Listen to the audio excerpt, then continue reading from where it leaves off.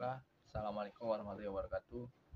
Perkenalkan, nama saya Sakra Aryansyah dari jurusan Pendidikan Teknik Mesin dengan nomor induk mahasiswa 0612 1182 02 50 15. Di sini saya akan memaparkan mengenai ujian akhir semester mata kuliah pengantar pendidikan kejuruan, yaitu ada 6 soal. Yang pertama, Budi seorang siswa yang masuk ke SMK di kotanya. Dia memilih SMK karena saran dan pertimbangan orang tuanya.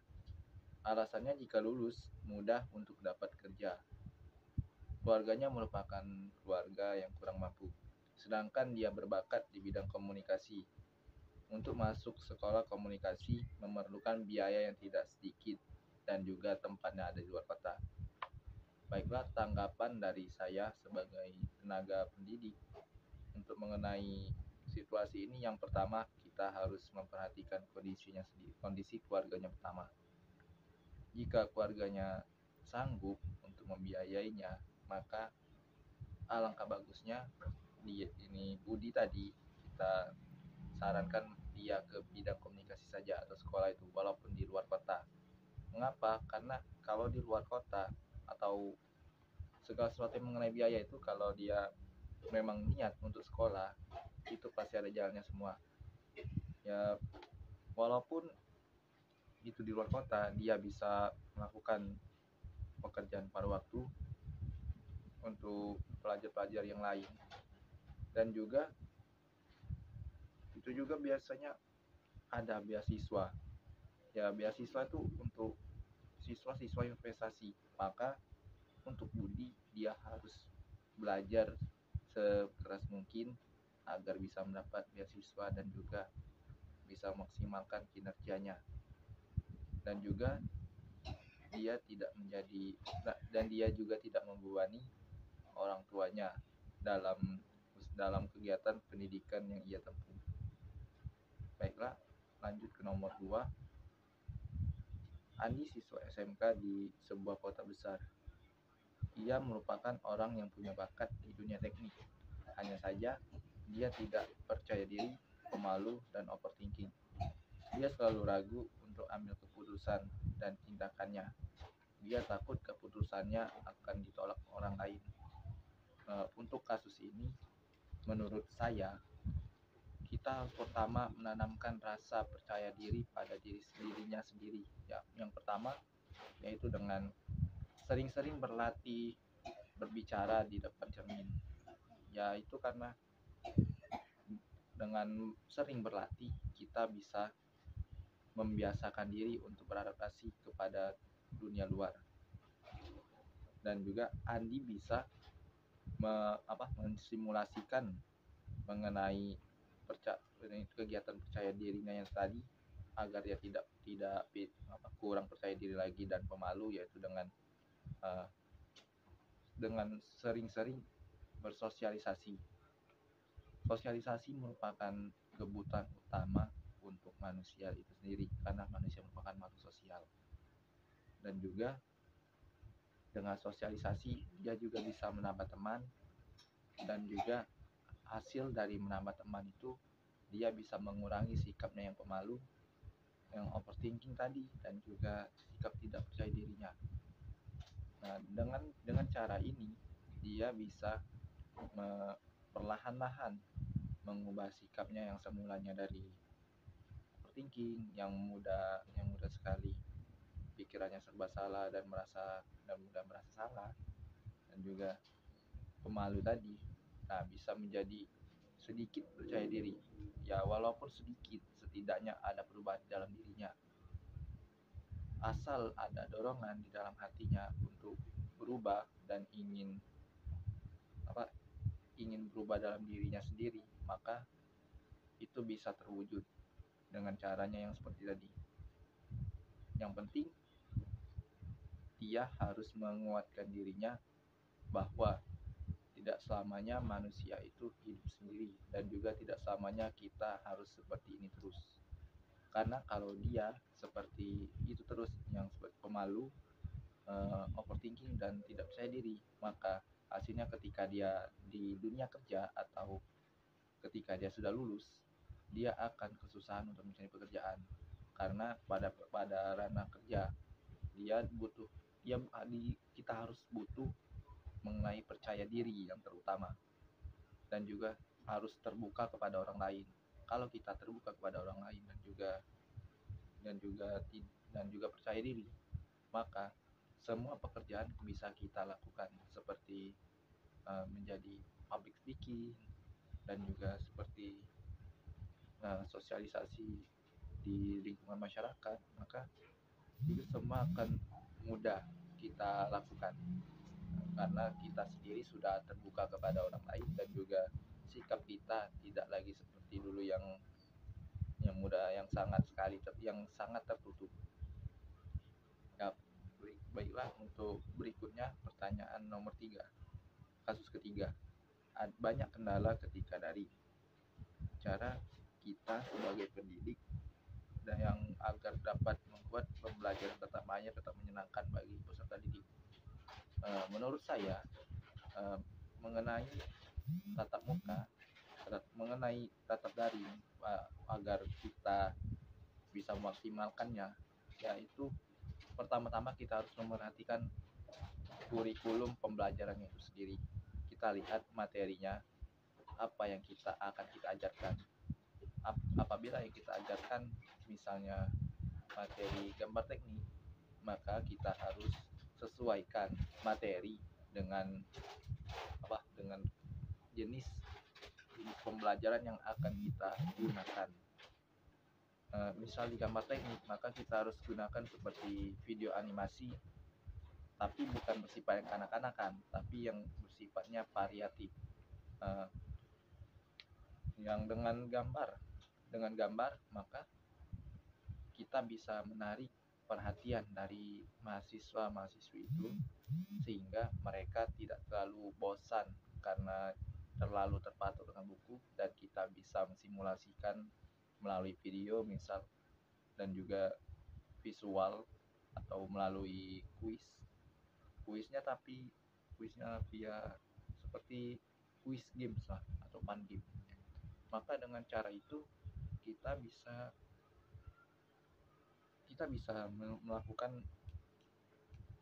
meningkatkan antusiasme dari peserta didik itu sendiri, dan juga masih tergantung materinya tadi.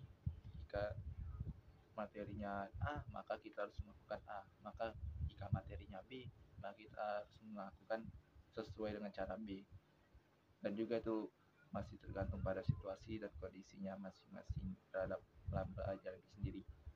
Dan juga kita harus melihat pada dari kinerja dengan mahasiswa atau peserta didik itu sendiri. Jika kebanyakan peserta didik itu mematikan kamera atau tidak terlalu aktif, maka kita harus melakukan pembelajaran secara aktif dan juga menarik mereka agar mereka bisa berbicara. Jika kegiatan di dalam daring sudah aktif, maka kita tinggal menambahkan sedikit saja, yaitu misalnya menambahkan sesuatu yang menarik. Misal pada awal pembelajaran kita mulai dengan mengucapkan kata-kata bijak atau kata-kata quotes yang bisa menarik mereka, tapi masih sesuai dengan materi yang akan diajarkan. Terus dan juga kita bisa dengan menarik suatu topik tapi mengenai materi yang akan kita ajarkan atau masalahnya. Misal untuk pelajaran teknik mesin, praktik permesinan, kita akan memulai dengan kata-kata topik seperti ini. Misal pada zaman ini banyak sekali mesin-mesin yang sudah agak maju dan juga banyak sekali inovasinya. Apa saja inovasi yang akan yang sangat bagus menurut kita, dan juga apakah kita bisa yang sebagai pelaku permesinan bisa ikut andil dalam kegiatan ini. Nah, untuk selanjutnya kita akan bahas di bagian materi ini, kurang lebih seperti itu kalau untuk nomor 3. Terus kalau seandainya dari peserta didiknya memang yang kurang antusias, sehingga kadang ada kendala alasan sinyal atau alasan dia tidak ikut, maka dengan cara itu tadi kita bisa memulainya dengan kita mengkonsultasikan diri kepada mereka. Apa sih sebenarnya masalah? Tidak mungkin kalau tiap pertemuan mereka alasannya selalu sinyal. Ya, setidaknya kalau mereka punya niat untuk belajar, mereka pasti punya keinginan untuk mencari tempat yang memungkinkan sinyalnya. Atau memang sangat tidak mungkin sinyalnya, mereka pasti mau datang ke sekolah. Kalau biasanya kalau di sekolah itu, kalau tidak memadai untuk online untuk beberapa siswa, mereka bisa datang ke sekolah. Jadi mereka tidak ketinggalan mengenai pelajaran itu, dan mereka bisa bertanya secara langsung, dan tidak ada alasan untuk mengapa tidak ada sinyal atau apa-apa, kecuali rumahnya jauh. Lanjut untuk nomor 4, emosi remaja cenderung tidak stabil, sering meluap-luap, mudah marah, dan berbagai emosi negatif diluapkannya. Tindakan kita sebagai tenaga pendidik untuk mengatasi hal-hal tersebut. Oke, baiklah. Mengenai emosi remaja, ya, remaja merupakan fase dari kita, dari anak-anak menuju dewasa. Jadi istilahnya mereka ini merupakan fase perpindahan dari anak-anak, dari masa kanak-kanakan berpindah ke pemikiran dewasa. Jadi cara pendekatannya kita harus perlahan-lahan, tidak dengan cara kanak-kanakan dan juga tidak dengan cara yang dewasa, tapi kita harus mencampurkan keduanya. Dengan apa? Maksud saya mencampurkan keduanya yaitu kita bisa mengambil sikap untuk mengatasi itu mengatasi sikap mereka itu dengan cara kita melakukan pendekatan dengan kita sebagai temannya, bukan sebagai anaknya atau bukan sebagai orang tuanya. Nah, dengan pendekatan kita sebagai teman, kita bisa menanyakan secara dekat, apa sih, mengapa mereka menyampaikan emosi dengan cara negatif terus. Dengan cara itu, jika kita bertanya pendekatan sebagai teman tadi, maka kita bisa mengakapkan diri dengan mereka tadi, dan juga mereka tidak merasa asing pada kita, dan juga mereka tidak merasa so asing. Nah, jadi mereka tuh merasa kalau kita itu memang teman atau sahabat yang memang mereka percayai. Kalau kita menggunakan pendekatan secara anak-anak, melalui yang sesuai dengan anak-anak, maka mereka langsung mencemooh kita seperti ini pasti, dan mereka tidak menghormati kita pasti, karena ya mereka menganggap kita mendekatkan mereka secara anak-anak itu pasti mereka menganggap ya gimana ya, kayak bocah banget pasti menurutnya, karena kita mendekati secara anak-anak tadi, dan juga sikap kita tidak sesuai yang pada pas anak-anak remaja itu, mereka kan fase transisi, pasti tidak sesuai lagi. Kalau pendekatan secara dewasa, tentunya mereka pasti merasa sok ketuaan banget pasti kata mereka. Ya, mereka pasti bilang, kami kan belum dewasa, jadi belum ngerti apa-apa. Pasti itu jawaban mereka kalau kita melalui pendekatan secara dewasa. Pendekatan dewasa pasti sesuatu yang terkadang agak ya bisa dibilang keras, maka ya mereka juga kalau dikerasin tidak mau, dilembutin malah dikerasin. Nah, maka dari itu kita harus mendekatkan mereka secara perlahan, ya, menjadi teman atau pendengar mereka yang baik, perlahan tapi pasti, tapi mereka juga menerima masukan dari kita. Terus lanjut yang kelima, orang mudah menjudge orang lain.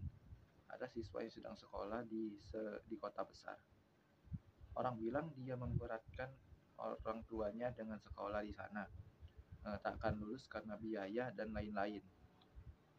Tanggapan kita sebagai kita pada posisi itu, yang pertama kalau menurut saya tidak perlu mendengarkan omongan orang lain, karena ya kenapa, orang lain belum tentu mengerti kita, dan yang menjalaninya kita bukan mereka. Jadi mengapa kita mendengarkan orang lain, sementara orang tua kita yang mereka omongin tadi, yang apa, yang mereka bilang memberatkan orang tua, pada nyatanya tidak kan. Ya belum tahu, entah, walaupun memang kita misalnya tidak dapat beasiswa untuk sekolah di sana, tapi kalau menurut orang tua itu tidak membebani dan juga kita menjalaninya, atau kita bisa melakukan pekerjaan sampingan, maka ya kenapa kita tidak perlu mendengarkan orang lain. Kita hanya perlu menjalani sekolah sepenuh hati, dan juga tidak perlu mendengarkan omongan orang luar yang negatif. Kalau mengenai orang tua tadi, kita bisa menanyakan yang sebenarnya kepada orang tua. Ya orang tua pasti mau yang terbaik untuk kita, maka ya kita harus konsultasi dan juga berusaha sebaik mungkin agar orang tua tidak merasa kecewa dengan kita. Ya orang tua sudah berusaha menyekolahkan dari kecil sampai kita jenjang kuliah misalnya. Ya untung-untung misal ada yang dapat beasiswa, maka mereka tidak membawakan orang tua lagi. Apabila yang tidak dapat beasiswa, ya mereka pasti tentunya masih bergantung orang tua, atau ada yang sudah dapat pekerjaan walaupun pekerjaan sampingan, tapi mereka rawat masukan, jadi mereka tidak membantu lagi. Intinya kalau masalah ini, kita masih harus bisa memilah omongan orang yang ada di luar. Istilahnya ambil baiknya dan buang buruknya. Nah, terus kalau tanggapan kita sebagai tenaga pendidik, kalau mengenai ini, kita harus memotivasi siswa tadi yang kena cemoohan tadi, agar dia tidak terlalu overthinking. Karena kalau siswa terlalu ditekan seperti itu, mereka pasti mikir, kenapa sih mereka bilang begitu, apakah aku memang jadi beban, pasti mereka mikir gitu. Dengan cara itu mereka mulai terganggu, mulai dari pembelajaran, pikirannya mulai stres dan juga pembelajarannya agak terganggu. Maka dari itu kita sebagai tenaga pendidik harus bisa memotivasi mereka agar mereka tidak terjerumus pada emosi-emosi negatif dan juga tidak terpancing emosinya kepada orang-orang yang berbicara tadi. Jalani saja apa adanya. Selagi kita bisa, kenapa tidak, jalani saja. Malah ya benar yang kata saya tadi, kalau sekolah tuh pasti ada yang mengenai keringanan biaya, kan kita bisa konsultasi kepada sekolah. Kalau memang tidak mampu, kita bicara, pasti bisa diringankan bebannya, dan juga pasti ada ya rezeki lah istilahnya. Terus juga rezeki juga tidak ada yang tahu. Kita mungkin di bawah untuk saat ini, tapi tidak tahu untuk kedepannya, entah besok kita tiba-tiba jadi orang kaya, ya kan, kita tidak tahu. Intinya jalani saja apa yang ada dulu. Tidak perlu mendengarkan orang lain. Yang menjalani hidup kan kita, bukan mereka. Jadi kenapa kita mendengari masukan orang lain secara serius? Masukan memang penting, tapi masukan itu kita memang penting, tapi kita tidak perlu mendengarkannya terlalu, karena yang menjalani masih jatuhnya ke kita, keputusan masih ada di kita. Jadi baik buruknya yang ada ke depannya masih di kita sendiri. Terus untuk yang terakhir, kata-kata motivasi yang mempengaruhi diri saya. Kata-kata motivasi yang mempengaruhi diri saya, yaitu ada kata-kata yang ini dari Jack London. Hidup bukan masalah memegang kartu yang bagus, tetapi terkadang memainkan kartu yang buruk dengan baik. Apa maknanya? Maknanya, walaupun ya memang setiap manusia tuh kita hidup di dunia berbeda-beda istilahnya. Ada yang kaya, ada yang miskin, ada yang pintar, ada yang sebenarnya pintar dan bodoh itu tidak ada, hanya mereka pintar tapi di bidang berbeda. Nah, mengenai kata motivasi tadi, saya termotivasi karena eh, memainkan kartu buruk dengan baik. Maksud dia, kita bisa memanfaatkan kekurangan kita yang ada menjadi sebuah kelebihan yang tidak dimiliki orang lain. Apa intinya kita itu tidak tidak perlu merasa minder kalau kita ada kekurangan, ya sudah, kita harus bisa mengurangi kekurangan itu atau menambahkan atau menutupi kekurangan itu dengan hal yang lain. Misal kita tidak bisa berhitung, maka kita bisa menutupinya dengan cara yang lain, yaitu bisa bisa kita bisa public speaking atau bisa bahasa Inggris, berbagai bahasa lain. Ya karena kenapa? Manusia sejatinya pasti ada kekurangan dan juga kita tidak bisa multi talent untuk seluruh hal. Tentunya kita pasti hanya ada beberapa keterampilan yang dikuasai. Jadi ada kekurangan itu wajar, manusiawi. Tapi kalau mengenai yang harta, kaya atau miskin, itu kita tidak tahu, karena kita bisa mendapatkan hal itu apabila kita usaha. Tapi apabila kita tidak usaha, ya maka kita akan begini-begini saja, tidak dapat apa-apa. Begitu menurut saya.